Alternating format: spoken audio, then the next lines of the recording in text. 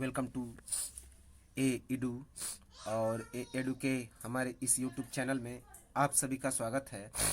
तो हम लोग भारत में सामाजिक धार्मिक सुधारवादी आंदोलन के बारे में पढ़ रहे थे। तो कई महत्वपूर्ण आंदोलनों को और विद्रोहों को और कई समाजों को हमने देख लिया, तो उसे कंटिन्यू करें। तो चलिए हम लोग देखते हैं। अगला है इम्पोर्टेंट पावना विद्रोह। क्या नाम है इसका? पावना विद्रोह। बहुत इंपॉर्टेंट है पावना विद्रोह। पावना विद्रोह की स्थापना कब हुई थी? तो 1873 से 1876 ईस्वी। तो यह जो पावना विद्रोह था यह 1873 ईस्वी से लेकर 1876 ईस्वी तक चला था। डेट याद रखेंगे, 1873 से 1876 तक। किस स्थान पर यह हुआ? तो बंगाल के पावना नामक क्षेत्र में। तो यह जो विद्रोह हुआ था बंगाल के पावना नामक क्षेत्र में हुआ था। यह पटसन के लिए प्रसिद्ध था। यह जो पावना क्षेत्र था, जो पटसन होता है जिसे जूट भी कहते हैं, तो उसके लिए प्रसिद्ध था। याद रखेंगे, यहाँ पे बहुत ज़्यादा जूट होता है।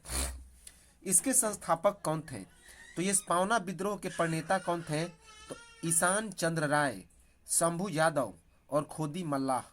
तो इस पावना विद्रोह के संस्थापक अर्थात इसके जो मुख्य प्रणेता थे ईशान चंद्र राय, शंभू यादव और खोदी मल्लाह। किस वजह से यह पावना विद्रोह हुआ? तो 1859 ईस्वी के 10वें अधिनियम के तहत काश्तकारों को जमीन पर कब्जे में जो अधिकार मिले थे उससे वंचित करने के लिए जमींदार तरह तरह के तरीके अपनाते थे तथा काश्तकारों पर अत्याचार करते थे। तो 1859 ईस्वी के जो 10वां अधिनियम पारित किया गया था, काश्तकारी अधिनियम, तो इस अधिनियम के तहत काश्तकारों को जमीन पर कब्जे में जो अधिकार मिलते थे उनसे वंचित करने के लिए जमींदार तरह तरह के तरीके को अपनाते थे और काश्तकारों पर अत्याचार भी करते थे। तो इसी कारण यह पावना विद्रोह क्या हुआ? तो पावना विद्रोह किया गया। इसके अवशेष, इसमें क्या क्या मुख्य बातें विशेष रही इस पावना विद्रोह के बारे में? तो 1873 ईस्वी में यूसुफ जाही परगना में किसान संघ की स्थापना हुई और इसमें किसानों को संगठित किया गया। लगान न देने की बात कही गई तथा मुकदमा हेतु चंदा एकत्रित किया गया। तो इस पावना विद्रोह के अंतर्गत 1873 ईस्वी में यूसुफ जाही परगना में एक किसान संघ की स्थापना हुई और इसमें किसानों को संगठित किया गया और लगान न देने की बात कही गई और साथ ही साथ मुकदमा करने के लिए चंदा एकत्रित किया गया। इंपॉर्टेंट है। तो मुकदमा करने के लिए क्या किया गया? चंदा एकत्रित किया गया। हिंदू पेट्रियाट तथा अमृत बाजार पत्रिका ने किसानों के सीमित मांग का विरोध किया। तो हिंदू पेट्रियाट और अमृत बाजार पत्रिका ने यह जो किसानों की सीमित मांग थी इसका विरोध किया। उनका कहना था इस पत्रिका में कि आप इतनी ही मांग मत कीजिए, इससे ज़्यादा अपने अधिकारों की मांग कीजिए। तो यह जो हिंदू पेट्रियाट था और अमृत बाजार पत्रिका था, अमृत बाजार पत्रिका किसके द्वारा लिखा गया है? तो शिशिर कुमार घोष के द्वारा। इसने किसानों की सीमित मांग का क्या किया? विरोध किया। इस पावना विद्रोहियों ने एक नारा दिया। पावना विद्रोहियों ने क्या नारा दिया? कि हम महारानी और सिर्फ महारानी की रैयत होना चाहते हैं। याद रखेंगे, महारानी, हम महारानी और सिर्फ महारानी की रैयत होना चाहते हैं। महारानी का मतलब हो गया क्या? कि खेत, अर्थात हम लोग खेत और केवल खेत के किसान होना चाहते हैं, रैयत होना चाहते हैं। इसमें अंग्रेज कैंपबेल ने समर्थन दिया। याद रखेंगे, इस विद्रोह में अंग्रेज कैंपबेल ने क्या किया? तो समर्थन दिया। और इसका परिणाम क्या हुआ? कि 1885 ईस्वी में बंगाल काश्तकारी अधिनियम की स्थापना हुई, बंगाल टेनेंसी एक्ट की स्थापना हुई। तो पावना विद्रोह कब से कब तक हुआ? 1873 से 1876 ईस्वी के बीच। और यह किस स्थान पर हुआ? तो बंगाल के पावना नामक क्षेत्र में, जो कि पटसन और जूट के लिए काफ़ी प्रसिद्ध था। और इस विद्रोह के मुख्य प्रणेता कौन थे? ईशान चंद्र राय, शंभू यादव और खोदी मल्लाह। यह इसका कारण क्या था? तो 1859 ईस्वी के 10वें अधिनियम के तहत काश्तकारों को जमीन पर कब्जे में जो अधिकार मिले थे उनसे वंचित करने के लिए जमींदार तरह तरह के तरीके अपनाते थे तो अर्थात काश्तकारों पर अत्याचार करते थे। इसी कारण यह पावना विद्रोह हुआ। इस पावना विद्रोह की मुख्य खास बातें क्या रही? तो 1873 ईस्वी में यूसुफ जाही परगना में एक किसान संघ की स्थापना हुई और इसमें किसानों को संगठित किया गया। लगान नहीं देने की बात कही गई और मुकदमा करने के लिए चंदा एकत्रित किया गया। हिंदू पेट्रियाट और अमृत बाजार पत्रिका ने किसानों की सीमित मांग का विरोध किया और इसमें एक नारा दिया गया, हम महारानी और सिर्फ महारानी की रैयत होना चाहते हैं। रैयत अर्थात किसान। और इसमें समर्थन किसने दिया? तो कैंपबेल ने। तो एक अंग्रेज अधिकारी कैंपबेल ने इसका समर्थन दिया, जो 1857 के विद्रोह में महत्वपूर्ण भूमिका अदा किया था इस विद्रोह को दबाने में। इसमें क्या क्या परिणाम निकला कि 1885 ईस्वी में बंगाल में काश्तकारी अधिनियम की स्थापना हुई। बंगाल टेनेंसी एक्ट स्थापना हुई, याद रखेंगे। इसके बाद है दक्कन विद्रोह। यह भी इंपॉर्टेंट है, दक्कन विद्रोह। तो जैसा कि नाम से स्पष्ट है, यह दक्कन के इलाके में हुआ एक विद्रोह है। दक्कन अर्थात जो कर्नाटक और तमिलनाडु का क्षेत्र है, तो इसी कारण इसे दक्कन का इलाका कहते हैं। दक्कन विद्रोह याद रखेंगे, इंपॉर्टेंट है। तो दक्कन विद्रोह की बात की जाए तो सबसे पहले दक्कन विद्रोह कब हुआ था? 1874 ईस्वी से लेकर 1875 ईस्वी तक। तो दक्कन विद्रोह 1874 से 1875 ईस्वी तक हुआ था, इंपॉर्टेंट है। 1874 से 1875 ईस्वी तक दक्कन विद्रोह हुआ था। यह कहाँ पे हुआ? तो महाराष्ट्र के पुणे एवं अहमदनगर में। तो महाराष्ट्र के पुणे एवं अहमदनगर में यह दक्कन विद्रोह हुआ था। इसके संस्थापक कौन थे? तो मारवाड़ी कल्लू राम। तो इस दक्कन विद्रोह की जो मुख्य नेतृत्वकर्ता थे वे मारवाड़ी कल्लू राम थे। इस दक्कन विद्रोह का कारण क्या था? तो रैयतवाड़ी व्यवस्था, लगान वृद्धि तथा फसल खराब होना। तो फसल खराब हो गया था, तो फिर भी अंग्रेजों के द्वारा लगान में वृद्धि कर दी गई थी। साथ ही साथ रैयतवाड़ी व्यवस्था को लागू कर दिया गया था। रैयतवाड़ी का मतलब होता है कि किसानों से डायरेक्ट टैक्स लेने की व्यवस्था शुरू हो गया था, इस फसल खराब होने के बावजूद भी। तो इस कारण से भी दक्कन विद्रोह हुए थे। इसका मुख्य उद्देश्य क्या क्या रहा? तो इस विद्रोह का प्रारंभ सिरूर तालुका के काडाह गांव से उस समय प्रारंभ हुआ जब एक मारवाड़ी कल्लूराम ने बाबा साहिब देशमुख के विरुद्ध 150 रुपए के ऋण के लिए बेदखली का आज्ञा पत्र प्राप्त कर लिया। तो इम्पोर्टेंट है कि यह जो रैयत दक्कन विद्रोह था वह क्यों आरंभ हुआ? तो इस विद्रोह का आरंभ सिरूर तालुका के काडाह गांव से उस समय प्रारंभ हुआ जब एक मारवाड़ी जिसका नाम था कल्लूराम, तो उस कल्लूराम ने बाबा साहिब देशमुख के विरुद्ध 150 रुपए के ऋण के लिए, 150 रुपए के कर्ज के लिए बेदखली का आज्ञा पत्र प्राप्त कर लिया। इस दक्कन विद्रोह में समर्थन किसने किसने दिया? तो महादेव गोविंद रानाडे जैसे बुद्धिजीवियों का समर्थन था। तो इस दक्कन विद्रोह में महादेव गोविंद रानाडे जैसे बुद्धिजीवियों ने क्या किया? तो समर्थन दिया। इसके बाद इसका क्या परिणाम निकला? तो 1859 ईस्वी में कृषि राहत अधिनियम पारित हुआ जिसमें किसानों को राहत दे दी गई। तो 1859 ईस्वी में कृषि राहत अधिनियम पारित हुआ जिसमें किसानों को राहत दे दी गई। तो दक्कन विद्रोह कब हुआ? 1874 से 1875 ईस्वी के बीच। किस स्थान पे? महाराष्ट्र के पुणे एवं अहमदनगर में। इसके मुख्य प्रणेता कौन थे? तो मारवाड़ी कल्लूराम। और इसका कारण क्या था? तो अंग्रेजों के द्वारा जब फसल खराब हो गई तो उस समय लगान में वृद्धि कर दी गई और साथ ही साथ रैयतवाड़ी व्यवस्था को भी लागू कर दिया गया था। और इस विद्रोह का प्रारंभ सिरूर तालुका के काडाह गांव से उस समय प्रारंभ हुआ जब एक मारवाड़ी कल्लूराम ने बाबा साहिब देशमुख के विरुद्ध 150 रुपए के ऋण के लिए बेदखली का आज्ञा पत्र प्राप्त कर लिया गया था। तो सिरूर तालुका के काडाह गांव में उससे यह जो विद्रोह था प्रारंभ हुआ जब मारवाड़ी कल्लूराम ने बाबा साहिब देशमुख के विरुद्ध मात्र 150 रुपए के कर्ज के लिए बेदखली का आज्ञा पत्र प्राप्त कर लिया था। अर्थात इन्होंने बाबा साहिब देशमुख से 150 रुपए का कर्जा लिया था, लेकिन बाबा साहिब देशमुख ने यह कर्जा न चुकाने के कारण इन्हें बेदखली दे दिया था, अर्थात बेदखल कर दिया था गांव से। तो इसी कारण, इसी आज्ञा पत्र के कारण यह जो दक्कन विद्रोह था प्रारंभ हुआ और इसमें महादेव गोविंद रानड़े जैसे बुद्धिजीवियों ने समर्थन दिया और इसके परिणाम स्वरूप 1859 ईस्वी में कृषि राहत अधिनियम पारित हुआ जिसमें किसानों को राहत दी गई। इंपॉर्टेंट है अलीगढ़ का विद्रोह। अगला जो विद्रोह है वह अलीगढ़ का विद्रोह है। यह कब हुआ? 1817 ईस्वी में। तो अलीगढ़ का विद्रोह 1817 ईस्वी में हुआ। इसके संस्थापक कौन थे? तो हाथरस के तालुकदार दयाराम और मुरसान के तालुकदार भगत सिंह।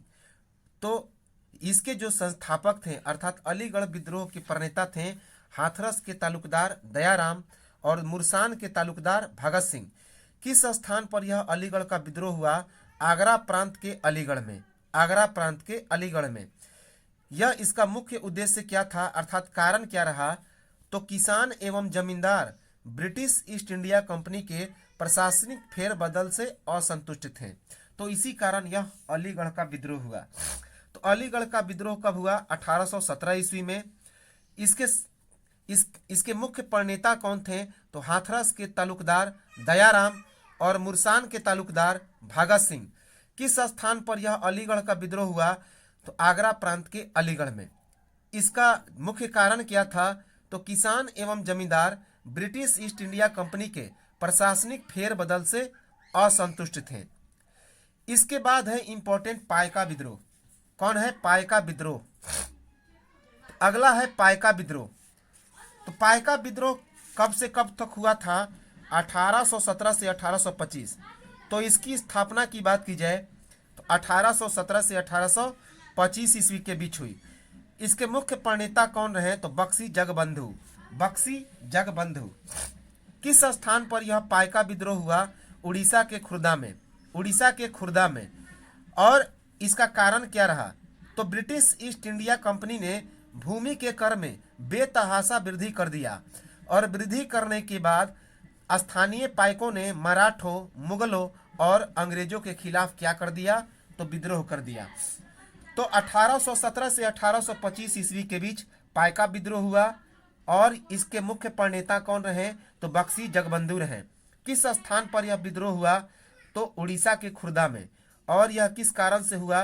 तो ब्रिटिश ईस्ट इंडिया कंपनी ने भूमि के कर में बेतहाशा वृद्धि कर दिया था, जिसके कारण वहां के स्थानीय पाइकों ने मराठों, मुगलों और अंग्रेजों के खिलाफ विद्रोह कर दिया। इसके बाद है कितूर विद्रोह। तो कितूर विद्रोह इंपॉर्टेंट है। कितूर का विद्रोह। तो कितूर का विद्रोह जो है कब हुआ था? तो 1824 से 1829 ईस्वी के बीच। तो कितूर का विद्रोह 1824 ईस्वी से लेकर 1829 ईस्वी तक हुआ था। इसके मुख्य प्रणेता कौन रहे? तो महारानी चेलम्मा और अयप्पा। महारानी चेलम्मा और अयप्पा इस कितूर के विद्रोह के प्रणेता रहे। किस स्थान पर यह कितूर का विद्रोह हुआ? तो कर्नाटक के बेलगाम जिला का एक इलाका है जिसका नाम है कितूर। तो कर्नाटक के बेलगाम जिला का इलाका है कितूर, तो वहीं पर यह कितूर का विद्रोह हुआ। इसका मुख्य कारण क्या रहा?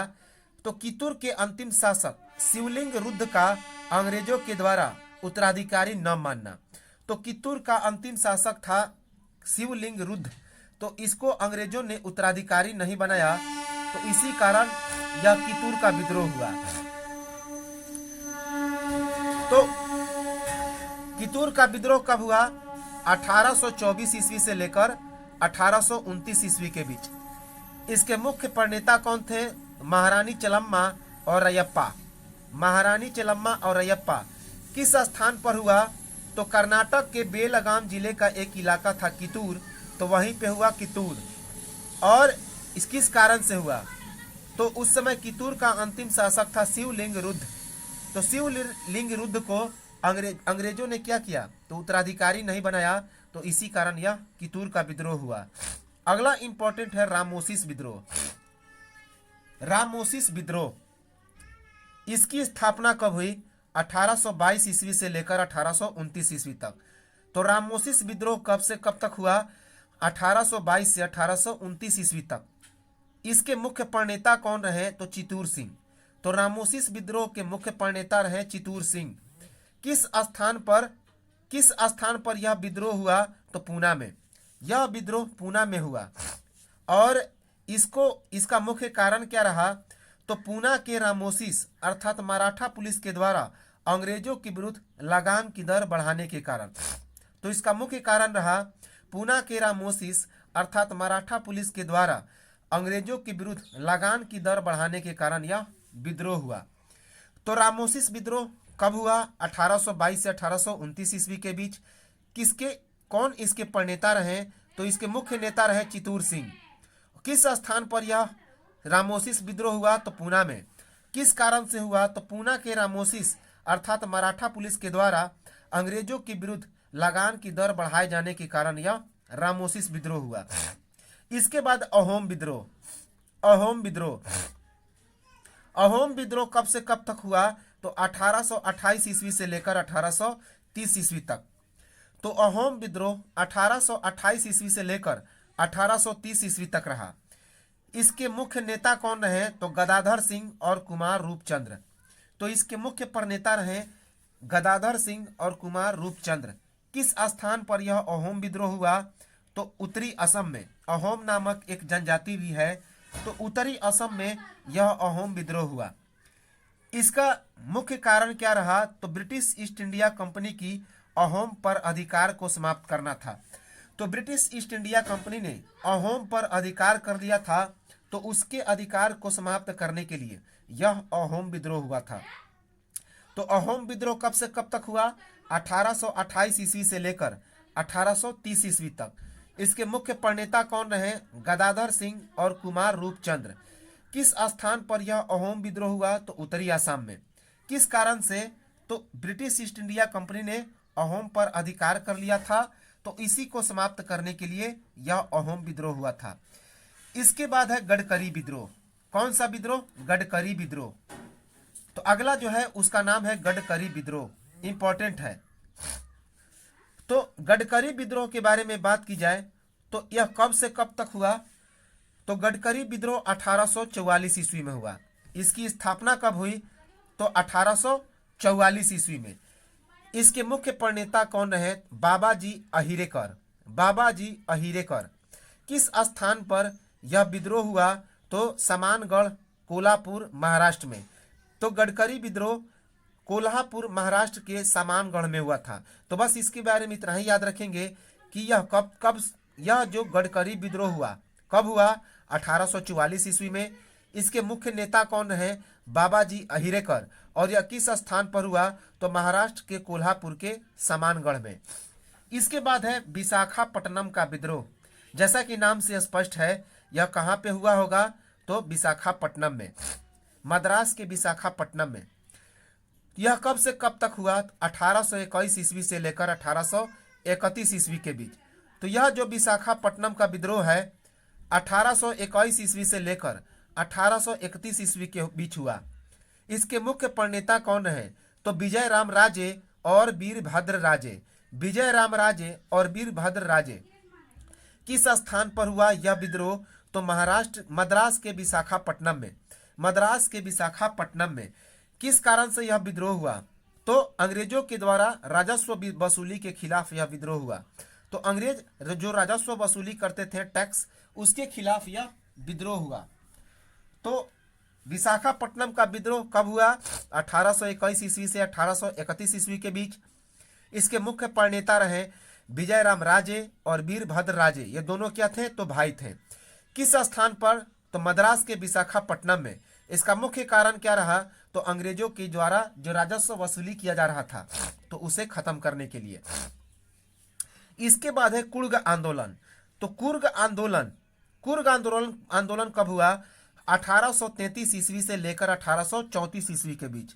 तो कुर्ग आंदोलन 1833 से 1834 ईस्वी के बीच हुआ। इसके मुख्य संस्थापक कौन रहे? तो वीर राजा इसके मुख्य प्रणेता रहे। किस स्थान पर यह कुर्ग आंदोलन हुआ? तो दक्षिण भारत के कर्नाटक के कुर्ग जिला में। यह अंग्रेजों के विरुद्ध एक नागरिक विद्रोह था। तो यह जो कुर्ग आंदोलन था अंग्रेजों के विरुद्ध एक नागरिक आंदोलन था। तो कुर्ग आंदोलन कब से कब तक चला? 1833 से 1834 ईस्वी तक। इसके प्रणेता रहे वीर राजा। दक्षिण भारत के कर्नाटक के कुर्ग जिले में यह विद्रोह हुआ और यह विद्रोह अंग्रेजों के विरुद्ध एक नागरिक विद्रोह था। इसके बाद गुमसुर का विद्रोह, जिसे गुंजाम विद्रोह भी कहा जाता है, तो गुमसुम का विद्रोह या गुंजाम विद्रोह, इसकी स्थापना कब हुई? तो 1800 ईस्वी से लेकर 1805 ईस्वी। तो यह जो गुमसुम विद्रोह या गुंजाम विद्रोह था 1800 ईस्वी से लेकर 1805 ईस्वी तक चला। इसके मुख्य संस्थापक कौन रहे? तो श्रीकर भंज और इनके पुत्र धनंजय। तो श्रीकर भंज और इनके पुत्र धनंजय इस विद्रोह के मुख्य प्रणेता रहे। किस स्थान पर यह विद्रोह हुआ? तो कर्नाटक में। यह विद्रोह कर्नाटक में हुआ। इसका मुख्य कारण क्या रहा? तो जमींदारी में लगान के बकाये के प्रश्न पर अंग्रेजों के विरुद्ध यह विद्रोह था। तो जमींदारी में लगान का बकाया था, तो इस जमींदारों ने क्या किया? इन पर लगान मांगा था, गुमसुर जनजाति पर। तो इसी कारण यह अंग्रेजों का विद्रोह था। तो गुमसुर विद्रोह या गुंजाम विद्रोह कब से कब तक चला? 1800 से लेकर 1805 ईस्वी तक। इसके मुख्य प्रणेता रहे श्रीकर भंज और इनके पुत्र धनंजय। किस स्थान पर यह विद्रोह हुआ? तो कर्नाटक में। और यह जमींदारी में लगान के बकाये के प्रश्न पर अंग्रेजों के विरुद्ध विद्रोह था। इंपॉर्टेंट है। इसके बाद है संभलपुर का विद्रोह। संभलपुर का विद्रोह, इसकी स्थापना की बात की जाए तो 1833 ईस्वी से लेकर 1862 ईस्वी तक यह विद्रोह हुआ। 1833 से लेकर 1862 ईस्वी तक। इसके मुख्य प्रणेता कौन रहे? तो सुरेंद्र साई। तो इसके मुख्य प्रणेता रहे सुरेंद्र साई। किस स्थान पर यह विद्रोह हुआ? तो गुजरात के संभलपुर में। गुजरात के संभलपुर में। इसका मुख्य कारण क्या रहा? तो उत्तराधिकार एवं राजस्व के विरोध में गोंड के द्वारा इस विरोध किया गया और भूमि बंदोबस्त के बाद यह एक जमींदारी विद्रोह था। तो संभलपुर का विद्रोह कब हुआ? 1833 से 1862 ईस्वी के बीच। इसके मुख्य प्रणेता कौन रहे? तो सुरेंद्र साई। किस स्थान पर यह विद्रोह हुआ? तो गुजरात के संभलपुर जिला में। गुजरात के संभलपुर जिले में। इसका कारण क्या रहा? कि यह उत्तराधिकार एवं राजस्व के विरोध में गोंड के द्वारा विरोध किया गया, साथ ही साथ भूमि बंदोबस्त के बाद यह एक जमींदारी विद्रोह था। इसके बाद है कोलिये विद्रोह। कोलिये विद्रोह 1824 ईस्वी से लेकर 1850 ईस्वी तक यह विद्रोह चला। 1824 से 1850 ईस्वी तक। इसके मुख्य संस्थापक कौन रहे? तो भाऊ सरे, चिन्माजी यादव, नाना दरबारे और रघु भांगरिया। तो इस कोलिये विद्रोह के मुख्य प्रणेता रहे भाऊ सरे, चिन्माजी यादव, नाना दरबारे और रघु भांगरिया। किस स्थान पर यह कोलिये विद्रोह हुआ? तो पश्चिमी घाट एवं कच्छ के सीमावर्ती पूना। कहाँ पे? तो महाराष्ट्र में। तो महाराष्ट्र के कच्छ के सीमावर्ती पूना इलाके में और पश्चिमी घाट में यह कोलिये विद्रोह हुआ। इसका कारण क्या रहा? तो अंग्रेजी शासन के द्वारा मध्यकालीन भारत के बेघर हुए दुर्गों के सैनिक कोलियों के द्वारा यह विद्रोह हुआ। तो मध्यकालीन भारत में बहुत सारे जो कोलिये सैनिक थे वो क्या हो गए थे? तो उन्हें बेघर कर दिया गया था अंग्रेजी शासन के द्वारा। तो इसी कारण यह कोलिये विद्रोह हुआ था। तो कोलिये विद्रोह कब से कब तक चला? 1824 से 1850 ईस्वी के बीच। इसके मुख्य प्रणेता रहे भाऊ सरे, चिन्माजी यादव, नाना दरबारे और रघु भंगारिया। किस स्थान पर हुआ? तो पश्चिमी घाट एवं कच्छ के सीमावर्ती पूना में। कहाँ पे? तो महाराष्ट्र में। महाराष्ट्र के पश्चिमी घाट एवं कच्छ के सीमावर्ती इलाके पूना में। और इसका मुख्य कारण क्या था? तो अंग्रेजी शासन के द्वारा मध्यकालीन भारत के बेघर हुए दुर्गों के सैनिक कोलियों के द्वारा यह विद्रोह था। इसके बाद बुंदेला विद्रोह, यह भी इंपॉर्टेंट है। बुंदेला विद्रोह तो जैसा कि नाम से स्पष्ट है यह कहाँ पे हुआ होगा? तो मध्य प्रदेश में। तो बुंदेला विद्रोह कब से कब तक हुआ?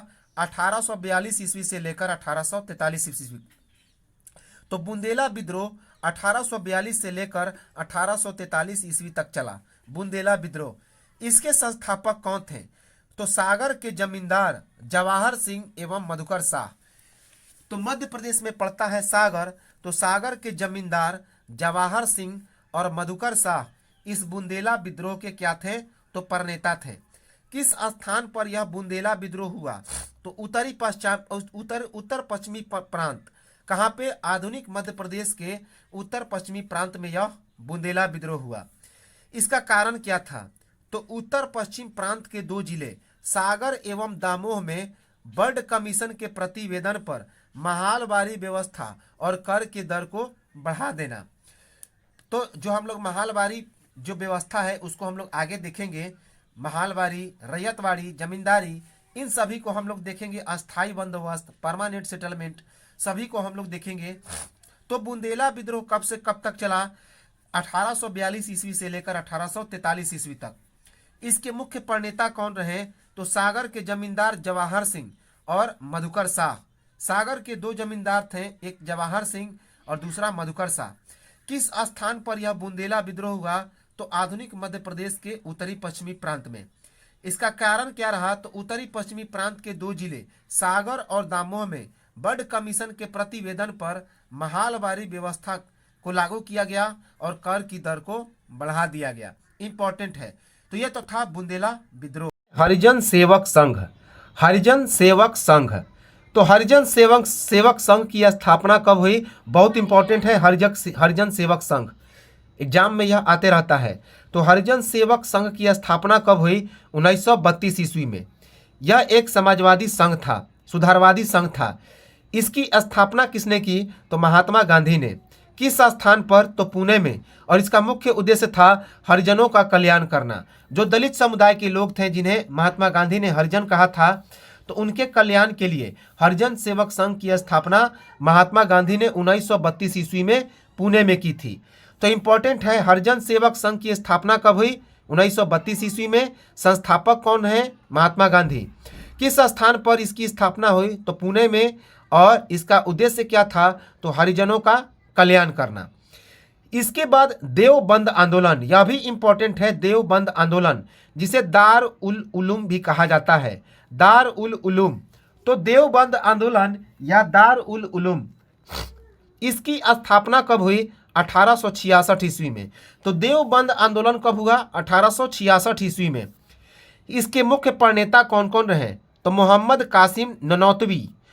कासिम ननौतवी, रशीद अहमद गंगोही, मौलाना हुसैन अहमद। याद रखेंगे। तो यह देवबंद आंदोलन के प्रणेता रहे मोहम्मद कासिम ननौतवी, रशीद अहमद गंगोही और मौलाना हुसैन अहमद। किस स्थान पर यह देवबंद आंदोलन हुआ? तो उत्तर प्रदेश के सहारनपुर में। उत्तर प्रदेश के सहारनपुर में। इसका मुख्य कारण क्या था? तो भारतीय मुसलमानों की आध्यात्मिक एवं नैतिक स्थिति को सुधारना, साथ ही उदारवादी व्याख्या की तथा भारतीय राष्ट्रीय कांग्रेस की समर्थन करना। तो देवबंद आंदोलन, जिसे दारुल उलूम भी कहा जाता है, यह कब हुआ? 1866 ईस्वी में। इसके मुख्य प्रणेता कौन रहे? मोहम्मद कासिम ननौतवी, रशीद अहमद गंगोही और मौलाना हुसैन अहमद। किस स्थान पर यह आंदोलन हुआ? तो उत्तर प्रदेश के सहारनपुर में। उत्तर प्रदेश के सहारनपुर में। और इसका मुख्य कारण क्या रहा? तो भारतीय मुसलमानों की आध्यात्मिक एवं नैतिक स्थिति को सुधारना, साथ ही साथ उदारवादी व्याख्या करना और भारतीय राष्ट्रीय कांग्रेस का इसमें समर्थन मिला था।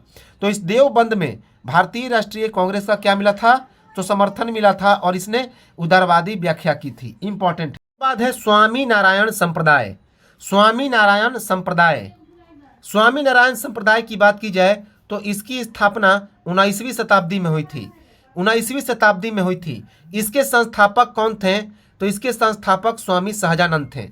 किस स्थान पर इसकी स्थापना हुई? तो गुजरात में।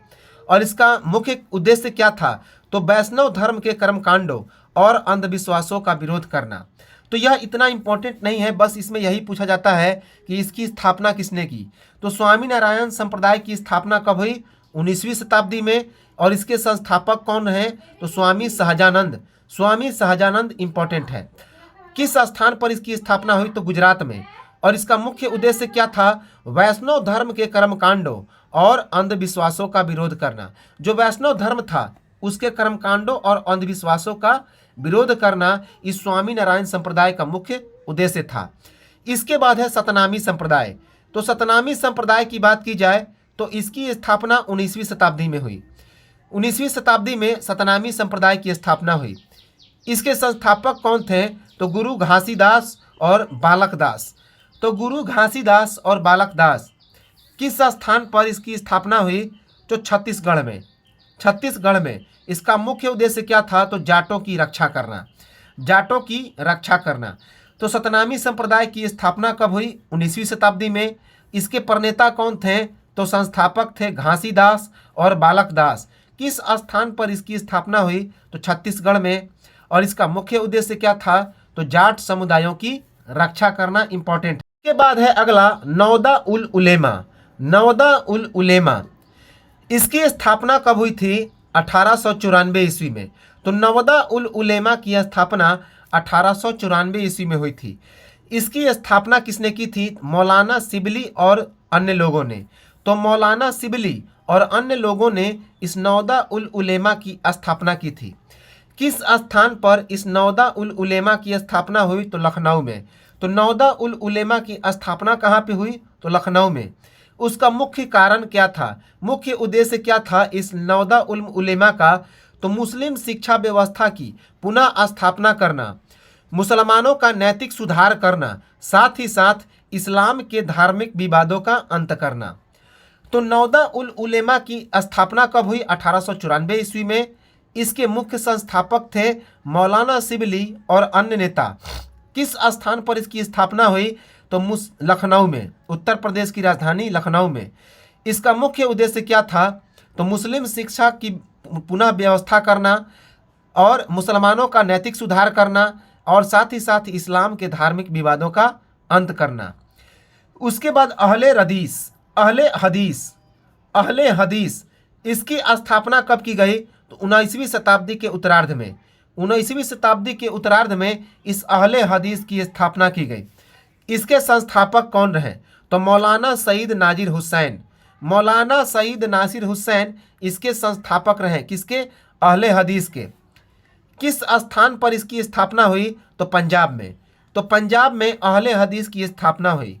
इसका मुख्य उद्देश्य क्या था? तो मुस्लिम धर्मशास्त्र के 4 विचारधाराओं के अस्तित्व को अस्वीकार किया गया तथा सिर्फ हदीस का मतलब होता है जो पैगंबर के वचन होते हैं, और कुरान को इस्लाम का वास्तविक ग्रंथ माना गया। तो इस अहले हदीस के अनुसार मुस्लिम धर्मशास्त्र के 4 विचारधाराओं के अस्तित्व को अस्वीकार कर दिया गया। क्योंकि मुस्लिम धर्मशास्त्र में कितनी विचारधाराओं के बारे में वर्णन किया गया है? तो 4 विचारधारा। लेकिन इस अहले हदीस ने इन चारों विचारधाराओं के अस्तित्व को क्या कर दिया? अस्वीकार कर दिया, और सिर्फ हदीस अर्थात जो पैगंबर का वचन है और कुरान का इस्लाम, इसी को इसने सत्य माना, वास्तविक ग्रंथ माना। तो अहले हदीस की शुरुआत कब हुई? 19वीं शताब्दी के उत्तरार्ध में। और इसकी स्थापना किसने की? तो मौलाना सईद नासिर हुसैन ने। इसकी स्थापना कहाँ पे की गई? तो पंजाब में। इंपॉर्टेंट है। इसके बाद है अहले कुरान। अहले कुरान की स्थापना कब हुई? तो 19वीं शताब्दी के उत्तरार्ध में। अहले कुरान की स्थापना कब हुई? तो 19वीं शताब्दी के उत्तरार्ध में। इसके संस्थापक कौन रहे? तो मौलवी अब्दुल्ला चक्रवाली। मौलवी अब्दुल्ला चक्रवाली इसके संस्थापक रहे। किस स्थान पर इसकी स्थापना हुई? तो पंजाब में। इसकी स्थापना पंजाब में हुई। इसका मुख्य उद्देश्य क्या था? इसमें मुख्य क्या क्या नियम रहा? तो इस अहले कुरान में तो केवल कुरान को इसने वास्तविक ग्रंथ माना। तो अहले कुरान के अनुसार केवल कुरान को ही वास्तविक ग्रंथ माना गया। तो अहले कुरान की स्थापना कब हुई? 19वीं शताब्दी के उत्तरार्ध में। इसकी स्थापना किसने की? तो मौलवी अब्दुल्ला चक्रवाली ने। इसकी स्थापना कहाँ पे हुई? तो पंजाब में। और इसमें क्या मुख्य उद्देश्य रहा? तो इसने कुरान को वास्तविक ग्रंथ माना। इंपॉर्टेंट है। इसके बाद हम लोग देखते हैं अहमदिया आंदोलन। कौन देखते हैं? अहमदिया आंदोलन, जिसे कादायनी आंदोलन भी कहा जाता है। तो बहुत इंपॉर्टेंट है अहमदिया आंदोलन या कादायनी आंदोलन, काफ़ी इंपॉर्टेंट है। तो अहमदिया आंदोलन की बात की जाए, जिसे कादियानी आंदोलन भी कहा जाता है। तो अहमदिया आंदोलन या कादियानी आंदोलन, इसकी स्थापना कब हुई? तो 1889 ईस्वी से लेकर 1890 ईस्वी तक। तो अहमदिया आंदोलन या कादियानी आंदोलन कब से कब तक चला? तो 1889 से लेकर 1890 ईस्वी तक। इस आंदोलन के मुख्य प्रणेता कौन रहे, संस्थापक कौन रहे? तो मिर्जा गुलाम अहमद। कहाँ के थे? तो कादियान के थे। तो इसके मुख्य संस्थापक थे मिर्जा गुलाम अहमद, जो कादियान के थे। किस स्थान पर यह अहमदिया आंदोलन या कादियानी आंदोलन हुआ? जैसा कि नाम से स्पष्ट है, कादियान में। तो यह निश्चित तौर पे कादियान में हुआ होगा। तो यह फरीदकोट के कादियान में हुआ था, फरीदकोट के कादियान में। इसका मुख्य कारण क्या था? तो ईसाई मिशनरियों और आर्य समाज से इस्लाम धर्म की रक्षा करना तथा सार्वभौमिक मानवतावादी धर्म में विश्वास करना, और यह सर्वाधिक संगठित समूह था। इंपॉर्टेंट है। तो अहमदिया जो कादियानी आंदोलन हुआ, यह संगठन सबसे सर्वाधिक संगठित समूह था, याद रखेंगे, इंपॉर्टेंट है। और मिर्जा गुलाम अहमद स्वयं को कृष्ण एवं ईसा मसीह का अवतार होने की दावा करते थे। तो जो मिर्जा गुलाम अहमद थे, उन्होंने स्वयं को कृष्ण एवं ईसा मसीह का अवतार माना। तो अहमदिया आंदोलन या कादियानी आंदोलन कब से कब तक चला? तो 1889 से लेकर 1890 ईस्वी तक। और इसके मुख्य प्रणेता कौन रहे? तो मिर्जा गुलाम अहमद। ये कहाँ के थे? तो कादियान जिले के थे। कहाँ के? कादियान के। यह जो आंदोलन चला, किस स्थान पर यह आंदोलन हुआ? तो फरीदकोट के कादियान में, फरीदकोट के कादियान में। इसका मुख्य उद्देश्य क्या रहा? तो ईसाई मिशनरियों और आर्य समाज से इस्लाम धर्म की रक्षा करना तथा सार्वभौमिक मानवतावादी धर्म में विश्वास करना। और जितने सारे जो आंदोलन हुए, उसमें यह सर्वाधिक संगठित समूह था, याद रखेंगे। और मिर्जा गुलाम अहमद ने इस आंदोलन के तहत स्वयं को कृष्ण एवं ईसा मसीह का अवतार माना। इसके बाद है अहरार आंदोलन। कौन सा आंदोलन? अहरार आंदोलन। अहरार आंदोलन की शुरुआत कब हुई? 1910 ईस्वी में। तो यह जो अहरार आंदोलन था, कब हुआ? 1910 ईस्वी में। इसकी स्थापना किसने की? संस्थापक कौन थे? मौलाना मोहम्मद अली, मौलाना जफर अली, हसन इमाम, हकीम अजमल खान और मौलाना मजहरुल हक। तो अहरार आंदोलन की कब हुआ? 1910 ईस्वी में। इसके मुख्य प्रणेता कौन कौन रहे? तो मुख्य प्रणेता रहे मौलाना मोहम्मद अली, मौलाना जफर अली, हसन इमाम, हकीम अजमल खान और मौलाना मजहरुल हक।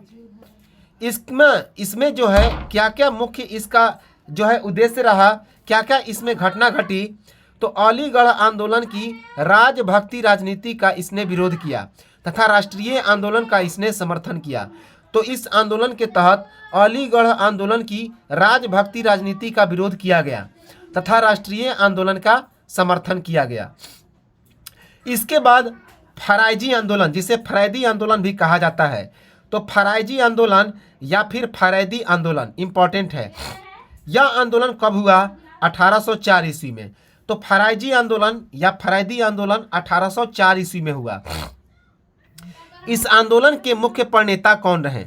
तो हाजी शरीयत उल्लाह और दादू मियाँ। मोहम्मद मोहसिन हाजी शरीयत उल्लाह के पुत्र थे, याद रखेंगे। मोहम्मद मोहसिन हाजी शरीयत उल्लाह के क्या थे? तो पुत्र थे। तो फराइजी आंदोलन की कब हुआ? 1804 ईस्वी में। और इसके मुख्य प्रणेता कौन रहे? तो हाजी शरीयत उल्लाह और दादू मियाँ। मोहम्मद मोहसिन हाजी शरीयत उल्लाह के क्या थे? तो पुत्र थे। यह फराइजी आंदोलन किस स्थान पर हुआ? तो बंगाल के फरीदपुर में। और इसका मुख्य कारण क्या था? तो गैर इस्लामिक सामाजिक परंपराओं और धार्मिक कर्मकांडों और प्रथाओं से छुटकारा पाना। साथ ही साथ यह एक जमींदारी विरुद्ध आंदोलन था। तो याद रखेंगे, जमींदारों के विरुद्ध यह आंदोलन था। इसका मुख्य कारण था गैर इस्लामिक सामाजिक परंपराओं, धार्मिक कर्मकांडों और प्रथाओं से छुटकारा पाना। और यह एक जमींदारों के विरुद्ध आंदोलन था। तो फराइजी आंदोलन या फरैदी आंदोलन के बारे में बात की जाए तो यह कब हुआ? 1804 ईस्वी में। और इसके संस्थापक कौन थे? तो हाजी शरीयत उल्लाह और दादू मियाँ। मोहम्मद मोहसिन हाजी शरीयत उल्लाह के क्या थे? तो पुत्र थे। यह किस स्थान पर यह आंदोलन चला? तो बंगाल के फरीदपुर में। इसका मुख्य कारण क्या था? तो गैर इस्लामिक सामाजिक परंपराओं, धार्मिक कर्मकांडों और प्रथाओं से छुटकारा पाना। साथ ही साथ यह जो फराइजी आंदोलन था, यह एक जमींदारी को विरुद्ध आंदोलन था, जमींदारी के विरुद्ध आंदोलन था। अगला है तायूनी आंदोलन। कौन आंदोलन? तायूनी आंदोलन। यह आंदोलन कब हुआ?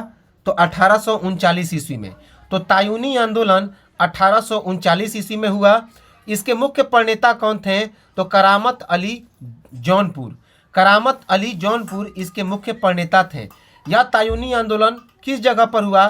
तो बांग्लादेश की राजधानी ढाका में। तो बांग्लादेश की राजधानी ढाका में यह तायूनी आंदोलन हुआ। इसका मुख्य जो घटना रहा, यह क्या रहा? तो यह फराइजी आंदोलन का इसने विरोध किया और ब्रिटिश राज का इसने समर्थन किया। तो तायूनी आंदोलन कब हुआ? 1839 ईस्वी में। किस स्थान पर? तो बांग्लादेश की राजधानी ढाका में। और इसके मुख्य प्रणेता रहे करामत अली जौनपुर। और इसमें मुख्य घटना क्या घटी? तो फराइजी आंदोलन का इसने विरोध किया और ब्रिटिश राज का इसने समर्थन किया। इसके बाद है तूती मीर का आंदोलन। कौन? तूती मीर का आंदोलन। तो तूती मीर का आंदोलन कब हुआ? 19वीं शताब्दी के पूर्वार्ध में। याद रखेंगे कि तूती मीर का आंदोलन इंपॉर्टेंट है। यह तूती मीर का आंदोलन 19वीं सदी के पूर्वार्ध में यह तूती मीर का आंदोलन हुआ। इस आंदोलन के प्रणेता कौन थे? तो तूती मीर, जिसे मीर निथार अली के नाम से भी जाना जाता है। तो इसके जो संस्थापक थे, प्रणेता थे, उनका नाम था तूती मीर, जिसे मीर निथार अली के नाम से भी जाना जाता है। किस स्थान पर यह तूती मीर आंदोलन हुआ? तो पश्चिम बंगाल में। तो पश्चिम बंगाल में यह तूती मीर आंदोलन हुआ। इसका जो है मुख्य कारण क्या रहा? तो दाढ़ी कर के विरुद्ध हिंदू जमींदारों का विरोध करना तथा ब्रिटिश नील फैक्ट्री मालिकों के विरुद्ध यह एक आंदोलन था। तो इसमें दाढ़ियों पर कर लगाया जाता था। तो इसी दाढ़ी कर के विरुद्ध हिंदू जमींदारों का इसने क्या किया? तो तूती मीर जनजातियों ने क्या किया? तो विरोध किया। तूती मीर ने विरोध किया। और ब्रिटिश नील फैक्ट्री मालिकों के विरुद्ध भी यह आंदोलन था। तो अंग्रेजों के द्वारा जो जबरदस्ती नील की खेती कराई जाती थी और उसके बाद फैक्ट्रियों में नील तैयार किया जाता था, तो उसी के विरुद्ध भी यह एक क्या था? तो आंदोलन था। तो तूती मीर कब हुआ? तूती मीर आंदोलन 19वीं शताब्दी के पूर्वार्ध में, शुरू में ही। इसके प्रणेता थे तूती मीर, जिसे मीर निथार अली के नाम से भी जाना जाता है। और यह किस स्थान पर हुआ? तो पश्चिम बंगाल में। और यह इसका मुख्य कारण क्या रहा? तो दाढ़ी कर के विरुद्ध हिंदू जमींदारों का यह विरोध था तथा ब्रिटिश नील फैक्ट्री के मालिकों के विरुद्ध भी यह एक आंदोलन था। इसके बाद जस्टिस आंदोलन, जैसा कि नाम से स्पष्ट है, यह कानून के विरुद्ध आंदोलन होगा। जस्टिस आंदोलन इंपॉर्टेंट है। न्याय और कानून के विरुद्ध यह आंदोलन था। यह कब से कब तक चला? 1915 से लेकर 1916 ईस्वी तक। तो जस्टिस आंदोलन 1915 ईस्वी से लेकर 1916 ईस्वी तक चला। इस जस्टिस आंदोलन के प्रणेता कौन रहे? C.N. मुदालियार, T.M. नायर और P. त्यागराज चट्टी। किस स्थान पर यह जो जस्टिस आंदोलन हुआ? तो महाराष्ट्र में, मद्रास में। कहाँ पे? मद्रास में। इसमें मध्य वर्गीय जाति का यह एक आंदोलन था, जिसमें शिक्षा, नौकरी और राजनीति के वर्चस्व का विरोध किया गया। जस्टिस पार्टी सरकार के प्रति निष्ठावान थी। याद रखेंगे। तो जस्टिस आंदोलन कब से कब तक हुआ? 1915 से 1916 ईस्वी तक। उसके बाद इसके मुख्य नेता कौन थे? C.N. मुदालियार, T.M. नायर और B. त्यागराज चट्टी। यह किस स्थान पर हुआ? तो मद्रास में। और यह एक मध्य वर्गीय जाति का आंदोलन था, जिसमें शिक्षा, नौकरी और राजनीति के वर्चस्व का विरोध किया गया काफ़ी। तो एक विशेष जाति का ही, विशेष समुदाय का ही शिक्षा, नौकरी और राजनीति पर एकाधिकार था। तो इस जस्टिस आंदोलन के तहत मध्य वर्गीय जातियों ने क्या किया? इसका विरोध किया। जो जस्टिस पार्टी की सरकार थी वह गवर्नमेंट के प्रति निष्ठावान थी। याद रखेंगे। इसके बाद है आत्मसम्मान आंदोलन। कौन है? आत्मसम्मान आंदोलन इंपॉर्टेंट है। तो आत्मसम्मान आंदोलन की बात की जाए तो यह कब हुआ? 1925 ईस्वी में। तो आत्मसम्मान आंदोलन 1925 ईस्वी में हुआ। इसके संस्थापक कौन थे? E.V. रामास्वामी नायकर और पेरियार। E.V. रामास्वामी नायकर, जिसे पेरियार के नाम से भी जाना जाता है, यही इसके मुख्य प्रणेता थे आत्मसम्मान आंदोलन के। यह किस स्थान पर हुआ था? तो मद्रास में। किस स्थान पर हुआ? तो मद्रास में, याद रखेंगे। और इसमें यह क्या कैसा आंदोलन था?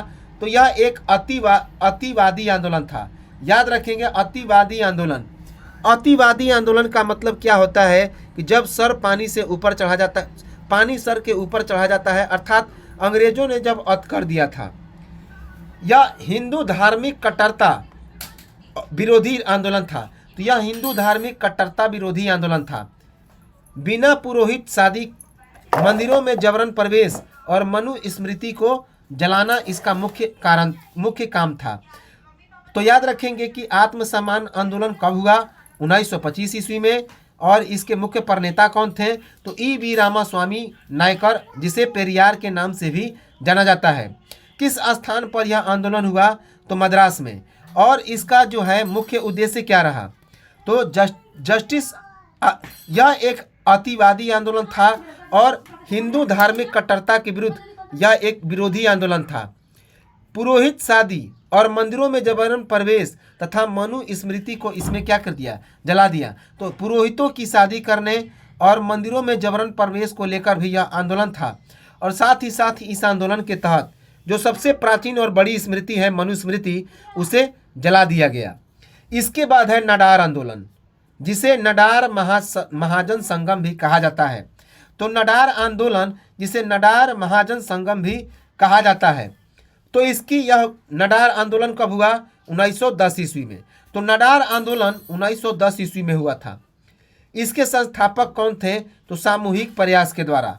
तो सामूहिक प्रयास के द्वारा यह नडार आंदोलन चलाया गया। किस स्थान पर यह नडार आंदोलन हुआ? तो इम्पॉर्टेंट है, यह तमिलनाडु के नडार जिले में। तमिलनाडु के नडार जिले में। और इसका मुख्य उद्देश्य क्या रहा? तो अंतन्य समझी जाने वाली साना जाति ने स्वयं को क्षत्रिय का दर्जा देते हुए नडार घोषित कर लिया और लक्ष्य और उच्च जाति के रीति रिवाजों का अनुसरण कर दिया। इम्पॉर्टेंट है। तो यह जो नडार आंदोलन था 1910 ईस्वी में हुआ। और इसके संस्थापक कौन रहे? तो सामूहिक प्रयास से इसकी स्थापना हुई। किस स्थान पर यह नडार आंदोलन चलाया गया? तो उत्तर प्रदेश के नडार के इलाके में।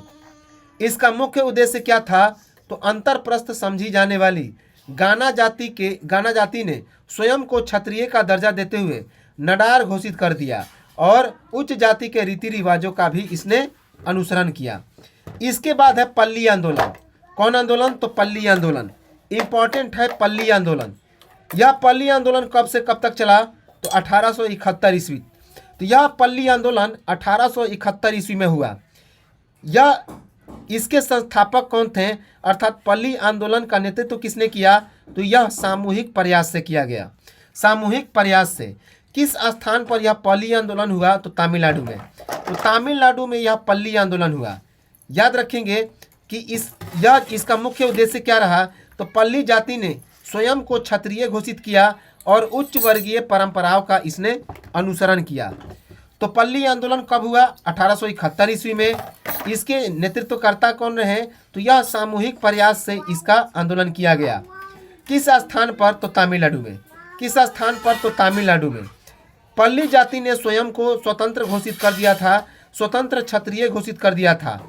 साथ ही साथ उच्च वर्गीय परंपराओं का भी इसने अनुसरण किया था। इसके बाद है एड़वा आंदोलन। कौन है? एक्छवा आंदोलन, जिसे एक्छवा आंदोलन को श्री नारायण धर्म परिपालन योगम आंदोलन कहा जाता है। तो याद रखेंगे, एक्छवा आंदोलन या श्री नारायण धर्म परिचालन योगम आंदोलन भी इसे कहा जाता है। तो यह जो एक्छवा आंदोलन था या श्री नारायण धर्म परिपालन योगमन आंदोलन था, यह कब हुआ? तो 19वीं शताब्दी के उत्तरार्ध में। इसकी स्थापना 19वीं शताब्दी के उत्तरार्ध में हुई, अर्थात अंत में। और इसके संस्थापक कौन रहे? तो इसके संस्थापक रहे नारायण गुरु। इसके संस्थापक रहे नारायण गुरु। किस स्थान पर यह जो आंदोलन हुआ? तो केरल में। केरल में यह आंदोलन हुआ। इसका मुख्य उद्देश्य क्या था? तो जाति प्रथा का विरोध करना, मानव मात्र के लिए एक जाति, एक धर्म और एक ईश्वर का क्या करना, तो इसने नारा दिया। तो याद रखेंगे कि यह जो एछवा आंदोलन था, अर्थात श्री नारायण धर्म परिपालन योगम आंदोलन था, इसकी स्थापना 19वीं शताब्दी के उत्तरार्ध में हुई। उत्तरार्ध अर्थात अंत में। संस्थापक कौन थे, तो नारायण गुरु। किस स्थान पर हुआ, तो केरल में।